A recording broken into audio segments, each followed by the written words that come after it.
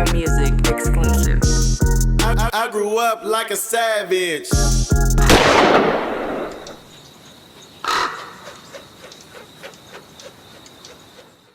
I know before we get out of here, I want to talk about this too, because you are an entrepreneur, real estate, products, you know, you in the health industry. But some of the things, are you also in on like pea stuff? So like the chips and the noodles and all that shit? So what we did, P put me down with the product game. He's been teaching me that. So we developed a product together called True Body Milk. So, you know, it's because people are always... We know you ain't eating no motherfucking chips all day. Man, I eat them chips. Do bro. you? Man, I cheat all the time, bro. I have cheat days all the time, bro. You know what I'm saying? So I was like, man, we should, you know, people have always been saying, man, you know, P, get something healthy. So he was like, well, I'm going to do it with my boy. You know what I'm saying? He healthy. He a walking billboard, nigga. He was like, hey, Court, we going to do True Body Milk. I'm going to teach you how to do this shit. So we got that coming this summer. So, and then we also got a protein snack. What kind of milk is it? Is it almond milk? It's like it's like a meal replacement, like muscle milk. Oh, shit. Yeah, protein. Yeah. So it's a protein shake. That's cool. Yeah, meal replacement. And so we got another product, protein bites. They actually call Soldier Bites. Okay. You know what I'm saying? Okay. They a protein snack. Okay. So we gonna have that shit in all the routes. Because you like sweets and shit. I don't eat a lot of sweets. You don't eat sweets? No, okay. not really. Okay. No, not really. And, but you didn't know, I heard you say that there was really no healthy snacks or Right. alternatives on the market. Yeah, and especially being marketed to us. You know what I'm saying? Right. To us. Because, I mean, to be honest with you, to eat healthy is expensive. Very. It's expensive. You know what I mean? So that's another thing, another narrative I try to educate the people in is healthy living. You know, especially us as black people, because we already predisposed to a bunch of shit. You know what I'm saying? So I try to, you know, fill motherfuckers in on healthy diet and exercise and preventative health care as well. You know, taking preventative measures. That's dope. So man. yeah, That's so I got dope. that. I got the real estate, of course. You know, I started buying real estate when I was like 19. Because I'm gonna tell you right now, Yeah. I done watched a lot of interviews on you. Yeah. We sitting here right now. Yeah. I ain't never heard you say West Hollywood yet, nigga. I say every neighborhood is Brentwood, Calabasas. Nigga, you went straight to the shit when you got out there. You didn't bullshit. I did. By God's grace, bro. Yeah, you know, real estate, man. OJ said, what you niggas doing in Brentwood? Nigga, you in trouble. We came to support you. Hey, the thing about it, at the time, I was kicking it with Katt Williams, and Katt lived on Bundy. This nigga Katt lived like 4 houses down from where old girl got hacked up at. Oh, shit. Yeah. Damn, that's know? crazy. And that's another thing. Well, I guess this will be the last thing. Speaking of Katt, y'all relationship, very, very interesting and how it went. And you had him in a movie. Y'all was boys. Y'all disconnected. Yeah. And I think this was around the time of his Suge Knight thing. Yeah. Very interesting time in Katt Williams' life. I actually was right here across the street at the Oakland Coliseum, and I saw him like challenge everybody in the audience.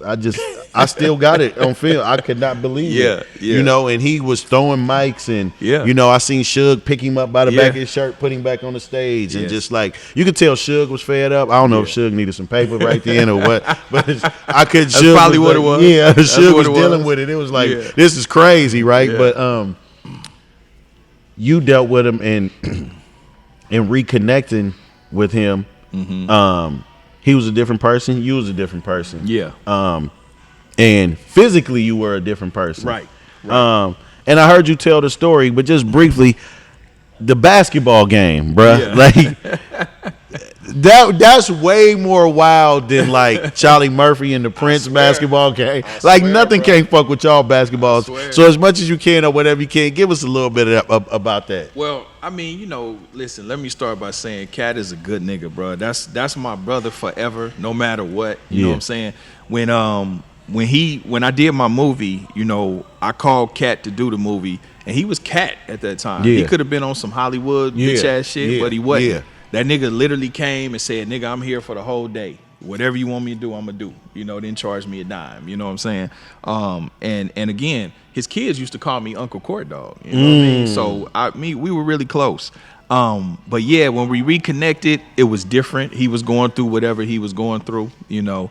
And excuse me, we had a little incident or whatever, and you know, it is what it is. You know what I'm saying? Yeah. It is what it is. But you know, I think with as you get older, you understand forgiveness and grace. You know what I'm saying? So, I wish him nothing but the best. And like you said, Katt's a wild boy. He a little nigga, but Katt'll go. Yeah, he'll go. Katt got heart. Yeah, he might not win. Yeah, he gonna go. But he don't fight to win. Yeah, you know what I'm saying? He just fight because that's just what he do. You know what I mean? So like even I was laughing about the Chris Rock Will Smith thing, and I said, boy, if that was Katt, oh my God, couldn't have been Katt. Oh my God, Katt would have turned the whole war show up. Katt would have tried to take that nigga face off. Now Will might have beat the fuck out of Katt, but Katt was gonna go. Katt was gonna try. He gonna go. So yeah, man, that's my guy. You know what I mean? So I wish him nothing but the best. Shout out Katt Williams, and now that I see him, he seems a lot more reserved. Yeah, he seems like he chilling. Like he almost in like his guru phase. Like I really hope they give him another shot, man, because I'll be very honest with you, man. I know his heart. You know what I'm saying? Like some of the things that Katt has done, you have to charge to his mind and not his heart. Right. You see what I'm saying? I've seen the nigga give his jewelry to people. I've seen him give money to people, give cars to people in need. You feel me? He's a natural he's a natural helper and protector. You know what I mean? So he got a great heart. I hope they give him another chance to really, because he's our Richard Pryor. Yes. You know what I mean? Yes. Of this generation. So Absolutely. I think he deserves another shot to really showcase his talent and really, you know what I mean, be who we know he can be. Right. You know what I'm saying? Because to be honest with you, no shade to Kevin Hart. I love Kevin Hart, but if Katt had stayed on point, I don't know that Kevin would have made, to the point that he's at. I mean, he's talented. I'm not saying that he's not, but I believe that, Katt going through what he went through opened up a hole for Kevin to run through. So I hope they give him another shot. I know they're gonna tear me up if I don't ask you this too. When you have a situation like Mignotti's or the P. Miller sweatsuits and you don't like the outfit, what P say? What you mean? if he got the P. Miller outfit and you don't like it, what P say? Court, you gon' what he say, man? What he say? Like if you don't like the Mignotti's, what he gonna say?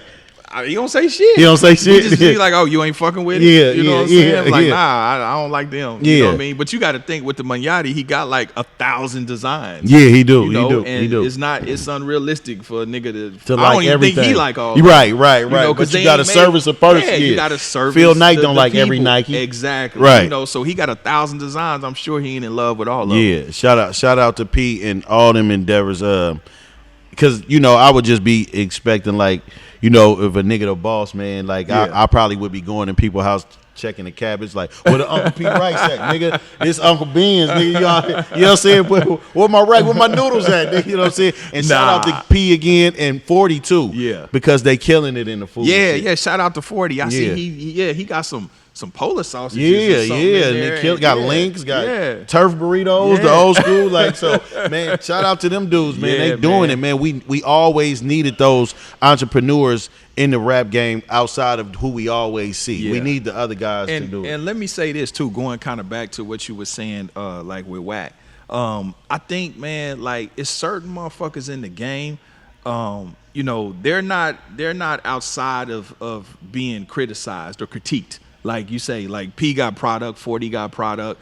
It's cool if you don't like some of the stuff they do. But I think that it's certain, some of our big dogs and our moguls, man, I think that some of these niggas, the J Princes, the E40s, the Master P's, the list goes on. I think they should be, you should. I kind of exempt. Yeah, they definitely exempt they definitely exempt of speaking in a negative connotation in public. That's exactly what I'm saying. Because a lot of these dudes that speak if you're a person of influence, you probably got their number. Exactly. Or can call them. Exactly. Like, talk to them, because that's what I don't never like when people do that shit on, because you detour a person who might think that's the greatest product in the world. Saying, bro. Yeah. That's what I'm saying. Yeah. So I think that they should be exempt from that type of fuckery. That's true. That's true. That type of vitriol and that's attack. Real, bro. You feel that's me? Real, bro. I think they've earned that. That's real, You know what bro. I'm saying? And again, I'm not saying they're above being critiqued, or you can say, "Oh, I don't like his song," or right. "I don't like his wine. It tastes a little funny." That's fine. Right. You don't attack them personally. Nah. And then speaking in that tone. on public platforms that a lot of people see is Yep. that, because we got to also learn, because we relearning how to be us, right? Yep. So we got to unlearn some shit and relearn some Absolutely. shit and learn some shit for the first time as far as when it comes to relations with one another being black. Absolutely. You know what I'm saying? Yep. Because I tell people all the time, even business is shrewd, but you know, Kellogg's might sit in a room with Quaker Oats and they might go back and forth at it about a cereal, Yep. and it's billions of dollars on the table, and they get up and go have drinks. Exactly. You know what I'm saying? Exactly. They might vacation St. Bart's together, Real shit. see each other and wave on the yachts, Real because shit. those problems are minute. We Exactly. take that shit and make it like, oh, it's the end of the world. Like, Man, what do you say? Oh, you don't That's like what my I'm shit? saying, bro. Like You know what I'm we saying? deal with each other so heavy-handedly. Yeah, you know that's what I mean? real, and bro. unfairly. So I think if we just learn, like you said, to deal with each other with grace and mercy, you know, and respect. You know, we ain't all got to sit around and be singing Kumbaya Yeah. all the time. But, you know, motherfucker could, like, you can't make a motherfucker respect you. Yeah. But you ain't got to disrespect You ain't gotta nobody. disrespect them. You know That's what I'm the saying? realest shit ever, So, you man. know, let's comport ourselves like we have some integrity. You know what I'm saying? So Real talk. That's it. Man, Big Court, man, this been a great interview, man. I really appreciate it. appreciate you, Likewise, bro. brother. I appreciate always a brother that can, you know, just express themselves and tell us, and like we talked about earlier, Right. because they just think we inherently bad. Yep. We don't never get to show all our sides. We don't never get Exactly. to, and the first critics be ourselves. Yep. So to have you come and all the success that you've had and being up and down, and also shout out to Big Chuck Frisco Chuck. And like I said this last interview, but I always tell people, like, there's an art and a science to being a friend and a confidant of a successful person. Absolutely. Being It a is. comrade It to a really is. successful person. A lot of niggas in your position walk off with watches. Yep. A lot of niggas chains come up missing. Real shit. A lot of niggas figure out a way to change some zeros on this check. Yep. A lot of people figure out weird ways to do shit, and no disrespect to them, because it's survival. Right. And some of it is greed. Right. Some of it is pure fuckery. Right. But some of it is survival, coming from where we come from, thinking that this might be my last chance. Yeah. You know, sitting around being loyal to a Yeah. motherfucker is an art. Right. You know what I'm saying? It's starting to be a lost art. Yeah. So I can tell you, I appreciate that Yeah. for having your boy back and still seeing that type of shit. Yeah. Seeing that No Limit is not the 16 pages in the magazine Right. and the billboards and 4 albums a week. Seeing Right. that it's not that now, and that we're more doing something else, and y'all growing into y'all, you know, old sure. man is together. Yeah. We all got to get old, man. Exactly. Nigga want to get old and be an old nigga. I want to be Yeah. an old nigga with Yeah. change in my pocket and Yeah, you know what I'm saying? I but you wanna know be but that shit is, it's either in you or it's not. True. You know what I'm saying? So I mean, you a fuck nigga, you a fuck. You a nigga. fuck that- You hey, know what man, I mean? say that Regardless again. of the economic backdrop, you know what I'm saying? That's real shit. If you the type of nigga to steal from your homeboy, you gonna take his last pack of cigarettes Anyway, You know, you been doing that You been shit. doing that That's punk real shit. You know what I'm saying? That's so real shit. I think for me, it was